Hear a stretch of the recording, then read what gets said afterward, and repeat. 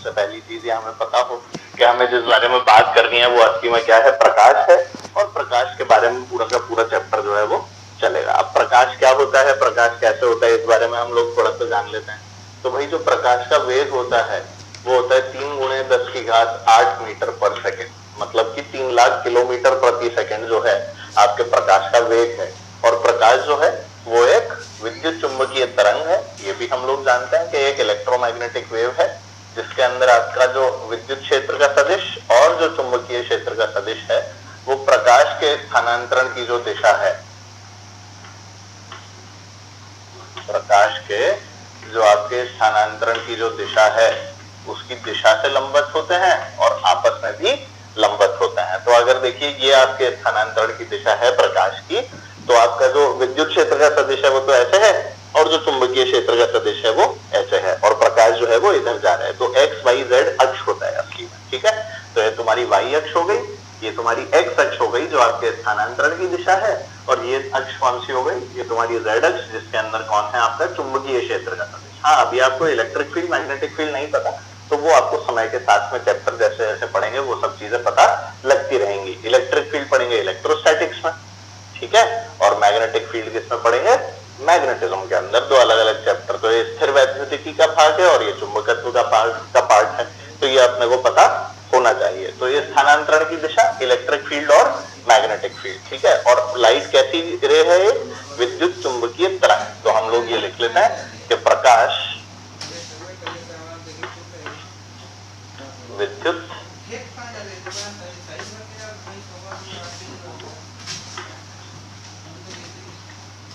चुंबकीय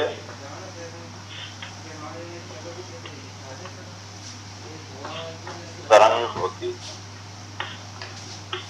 ठीक है। तो ये बात मुझे साथ साथ पता होनी चाहिए, ठीक है ना। अब प्रकाश जो है हमारे लिए तो देखिए वही प्रकाश काम का है जो अपन को दिखता है। अब ऐसे प्रकाश नहीं दिखेगा, पर किसी चीज के ऊपर जब प्रकाश पड़ता है, उस चीज के ऊपर गिरता है, उस वाली चीज से परावर्तित होकर अपनी आंखों पर आता है। और अपनी आंखों के अंदर भी है ना कुछ चीजें होती हैं, रॉड्स कोन्स, अगर तुमने बायो में पढ़ा हो तो वो सब चीजें पढ़ी होंगी। तो जो रॉड्स कोन्स वगैरह होता है ना, इनके ऊपर ये अपनी आंखों के अंदर होता है, इनको अफेक्ट करता है और उसके बाद में वही कॉर्निया वगैरह रेटिना की कहानी से हमको चीजें जो है वो दिखने लग जाती है, ठीक है। तो ये जो सारी कहानी चल रही है ना, इस सब कहानी के पीछे हाथ किसका है, इसी का, प्रकाश का ही सारा का सारा हाथ है। प्रकाश किसी चीज पे गिरेगा ही नहीं तो वो हमें दिखेगी ही नहीं, ठीक है। दूसरा, प्रकाश अगर गिरेगा भी और हमारी आंखों तक वो परावर्तित किरणें नहीं पहुंचेंगी तो हमें वो वाली चीज नहीं दिखेगी। तो इसी तरह से सारी चीजें। अब मान लो मैं आप लोगों को अगर देख पा रहा हूं, तो आपको देख पाने के पीछे सबसे बड़ा कारण क्या है कि आपके ऊपर किरणें गिर रही हैं, आपके शरीर से वो किरणें टकरा के मेरे तक आ रही हैं और मेरी भी आंखें तुम्हारी तरफ हैं। अब देखो, जब मैं वो बोर्ड पे पलट जाता हूं तो तुम आराम से बात कर लेते हो ना। इसके पीछे क्या कारण है, क्योंकि अब मैं आपको देख ही नहीं सकता, आंख से निकलने वाली जो किरणें हैं वो मुझ तक नहीं पहुंच रही, क्योंकि वो किरणें ही मुझ तक नहीं पहुंच रही तो मैं देखूंगा कैसे, ठीक है। तो यही कारण था कि मैं देख नहीं पाया। तो प्रकाश ही हम लोगों को चीजें देखने के ऊपर जो है वो बाध्य करता है। आंखें खुली हैं तो दिखेंगी, आंखें बंद करो तो नहीं दिखेंगी। नॉर्मल सी बात और सिंपल सी बात है, आप लोग ये सब बातें बहुत अच्छे से समझते हैं, ठीक है। तो हमारे लिए हम जिस प्रकाश की बात कर रहे हैं जो हमें दिखता है वो दृश्य प्रकाश है। और दृश्य प्रकाश के बारे में अगर हम लोग बात करें तो ये दृश्य प्रकाश क्या होता है भाई, तो दृश्य प्रकाश मतलब कि आपका विबग्योर, अगर तुमने सुना हो तो जो अपन लोग विबग्योर रखते हैं वही असली में अपने दृश्य प्रकाश की बात है। इसमें हम लोग जब वॉयलेट से, बैंगनी से लाल की तरफ जा रहे होते हैं तो लैम्डा की वैल्यू जो है वो बढ़ रही होती है, यानी तरंग दैर्घ्य तो बढ़ेगी और जो फ्रीक्वेंसी होती है वो घट रही होती है, ठीक है। अच्छा, लैम्डा बढ़ेगी, फ्रीक्वेंसी घटेगी, जाहिर सी बात है। और सबसे कम तरंग दैर्घ्य जो है वो बैंगनी की है, सबसे ज्यादा जो है वो लाल की होती है। तो ये सब चीजें मुझे इसमें पता होनी चाहिए कि इस तरह से जो तरंग दैर्घ्य वगैरह है वो डिसाइड होती है, ठीक है। तो सबसे कम लैम्डा इसकी क्या है, मिनिमम या सबसे कम, और लाल की लैम्डा क्या है, मैक्सिमम या सबसे ज्यादा। तो इस प्रकार से ये कहानी जो है ये सेटल होती है, ठीक है। अब कितनी कम, तो करीब करीब 4000 एंगस्ट्रॉम करीब रहती है, ठीक है। और यही अगर अपन लोग लाल के बारे में बात करें तो लाल की जो है वो 7000 एंगस्ट्रॉम। तो ये जो 4000 से 7000 वाली जो रेंज है इस पे चलते हैं। 400 से 700 नैनोमीटर बोल दो, या एंगस्ट्रॉम में बोल रहे हैं तो 4000 एंगस्ट्रॉम से कोई 7000 एंगस्ट्रॉम तक की कहानी यहाँ पर हम लोग मान के चलते हैं। ठीक है, ये हमारा कौन सा प्रकाश होता है भाई? दृश्य प्रकाश होता है। अब असली में जो ऑप्टिक्स के जो अलग अलग ब्रांचेस हैं उसमें अगर अपन बात करें तो किरण प्रकाशिकी होती है, फिर एक तरंग प्रकाशिकी होती है और एक क्वांटम ऑप्टिक्स भी होती है। ठीक है, किरण के बाद में आती है तरंग, तरंग के बाद में आती है क्वांटम, पर वो क्वांटम वांटम को अपने को बिल्कुल भी पढ़ना नहीं होता है, इसलिए अपने को डरना नहीं है। क्वांटम का नाम सुन के बिल्कुल भी डरे नहीं, क्योंकि वो हमारे सिलेबस का भाग भी नहीं होती और उसे पढ़ना भी। अपने को तो किरण प्रकाशिकी पढ़नी है, जिसके अंदर जो हमारी वस्तु का आकार है, जिसमें जो हमारी वस्तु का आकार है वो आपकी प्रकाश का जो तरंग दैर्घ्य है उससे बहुत ज्यादा है। ठीक है, तो जो किरण प्रकाशिकी की खास बात है वो क्या है कि जो वस्तु का आकार होगा,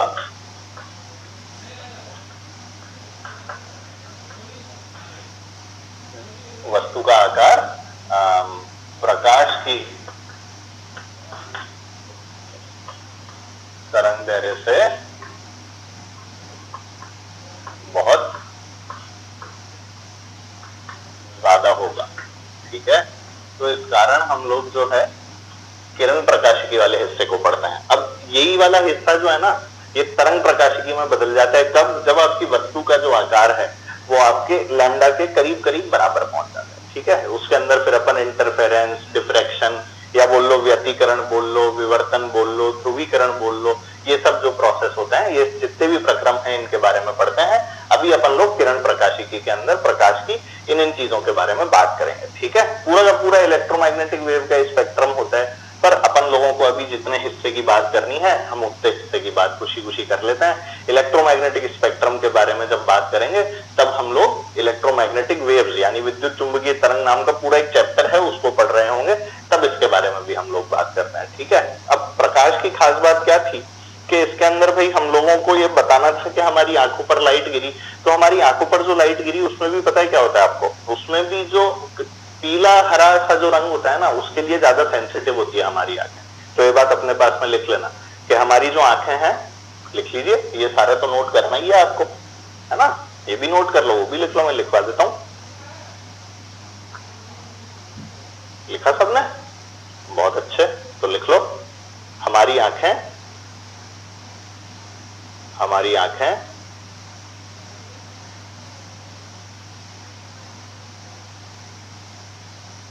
पीले और हरे रंग के लिए, हमारी आंखें पीले और हरे रंग के लिए ज्यादा सेंसिटिव होती हैं, ज्यादा सेंसिटिव होती हैं। पीला और हरा रंग अपने को सबसे बढ़िया से नजर आ रहा होता है, ऐसा समझ लो। ठीक है, या दूर दराज से हर तरह से अपने को वो नजर आ जाता है। हालांकि क्योंकि लाल की सबसे ज्यादा तरंग दैर्घ्य है तो सबसे दूर से जो आपको रंग नजर आता है वो क्या होता है? लाल होता है। पर पीला और हरे से हमारी जो आंखें हैं वो सेंसिटिविटी ज्यादा रखती हैं। ठीक है, ये वाली बात अपने को पता होना चाहिए। ठीक है बच्चों, नोट कर लो सारा।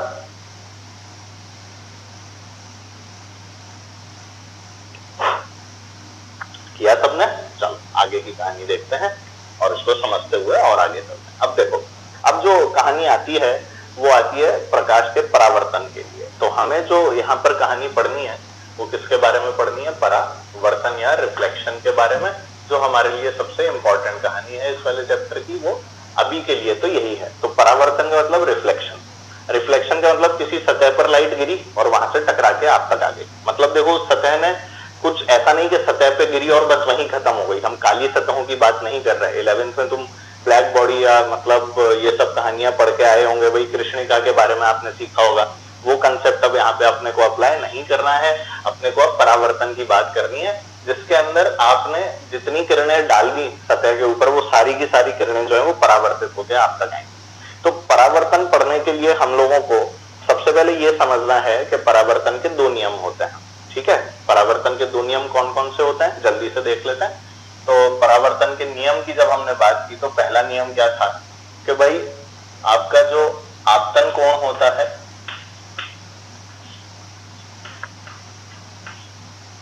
और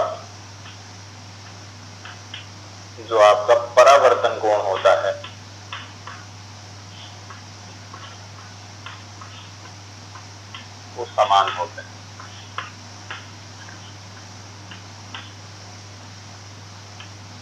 ठीक है, इसका मतलब क्या है सुनिए। जैसे मान लेते हैं यहाँ पर हमारे पास में कोई सतह है और इस वाली सतह के ऊपर हम लोगों ने कहीं से इस तरह से प्रकाश को ऐसे गिरा दिया है। ठीक है, तो ये हमारी आपतित किरण हो गई आई।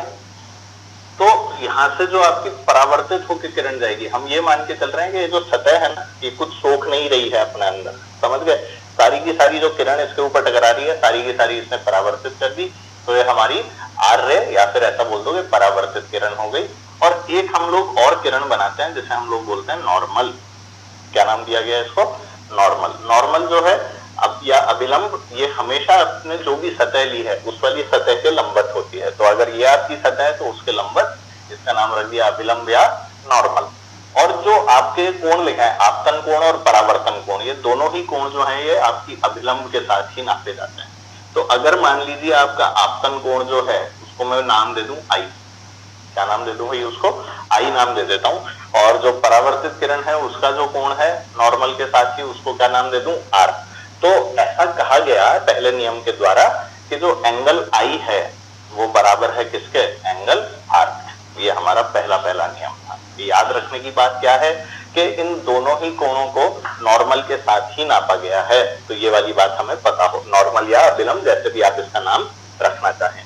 तो इस प्रकार से एंगल आई बराबर एंगल आर तो होता है, ये तो एकदम पक्की बात है। ठीक है, अब ये कहानी पढ़ने के बाद मेरे को ये लगा कि भाई अब दूसरे नियम की भी जरूरत थी। तो जो दूसरा नियम था वो मुझे कहता था कि आपकी आई किरण, आपकी आर किरण और आपकी एन किरण, ये तीनों जो हैं, ये तीनों की तीनों समान तल में होती हैं। इन तीनों का तल क्या होता है? समान होता है। मतलब ये अगर हम लोग इस वाले पार्ट को एक प्लेन की तरह कंसीडर करना चाहें, एक तल की तरह देखना चाहें, तो देखिए बोर्ड जो है, ये बोर्ड असली में एक्स वाई तल है। कैसे एक्स वाई तल है भाई? ये एक्स तो एक्स है, ये एक्स कौन सी है? वाई। तो बोर्ड में देखो एक्स भी है और वाई भी है, इसके पास में ये लंबाई भी है और ये उधर ऊंचाई भी है। तो एक्स और वाई दोनों मौजूद है बोर्ड में, मतलब बोर्ड जो है वो एक्स वाई तल है। अगर जेड भी हो जाता तो ये फिर तल नहीं होता, समझ गए? हाँ, फिर ये प्लेन नहीं कहलाता। तो एक्स और वाई दोनों ही थे इसके अंदर, इस कारण ये बोर्ड जो है एक प्लेन है। अब आप लोग देखो कि अगर मान लो कोई किरण इस तरह से आ रही है एक्स वाई प्लेन के अंदर, तो वो एक्स वाई प्लेन के अंदर ही रही और कहीं पे वो नहीं गई। तो वो जो किरण आई, अगर मान लो मैं यहाँ से ऐसे लाइट गिराऊंगा ऐसे करके, तो वो ऐसे ही तो जाएगी भाई, ऐसे करके गिराऊंगा तो वो इसके सारे थोड़ी ना निकल लेगी। तो ये वाली बात आपको समझना यहाँ पर बहुत जरूरी है कि अगर मैं एक प्लेन बनाने की कोशिश करूं तो सब उसी प्लेन के अंदर आएंगे। मतलब एक्स वाई के अंदर अगर आपकी आपतित किरण आई है तो वो एक्स वाई तल में ही रहेगी।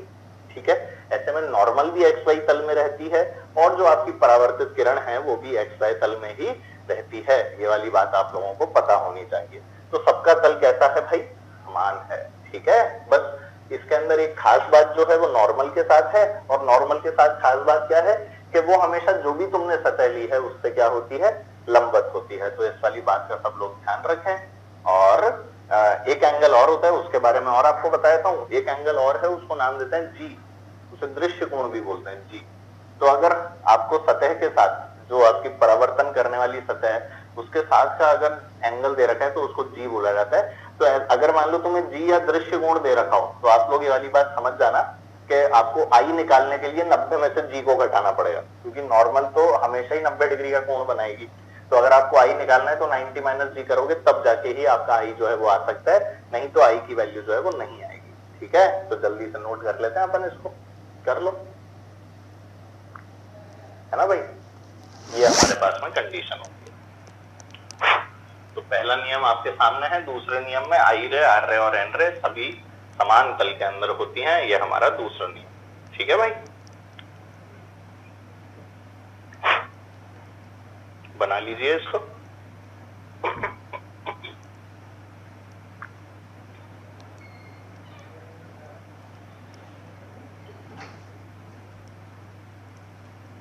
बना लिया सबने? बहुत बढ़िया। चलिए